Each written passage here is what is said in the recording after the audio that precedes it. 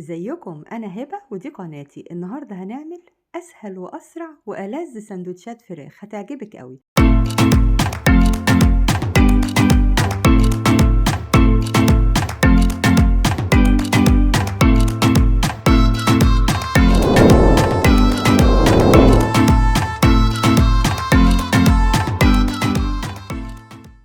كل اللي محتاجين له نص كيلو صدور فراخ متقطعة مربعات صغيرة، ملح وفلفل وزعتر وبابريكا، بصلة مفرومة، فلفل ألوان متقطع، تومتين مفرومين وبقدونس للتزيين، ومحتاجين كاتشب ومستردة ومايونيز.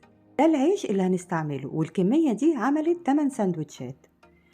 في معلقة زيت بقى وزبدة كده على النار هنحط البصلة ومعاها التوم وهندبلهم مع بعض كده، وبعدين هننزل بالفراخ. الفراخ بقى هنقلبها لحد لونها ما يتغير ويبقى أبيض كده. هنحط عليها التوابل ونقلب. التوابل دي نص معلقة فلفل ونص معلقة ملح ومعلقة بابريكا، كله معالق صغيرة، والزعتر معلقة صغيرة. بعد كده حطينا نص كوباية مية وسيبناها استوت شوية، وبعدين حطينا الفلفل الألوان. في طبق كده هنحط تومتين مفرومين معاهم معلقتين مايونيز ومعلقتين مستردة، هنعمل بيهم صوص لذيذ كده هندهن بيه العيش قبل ما نحط الفراخ. العيش حمصته الأول في طاسة على النار كده وحمصته، وبعدين حطيت الصوص اللي أنا عملته ده، وبعدين الفراخ أهي استوت.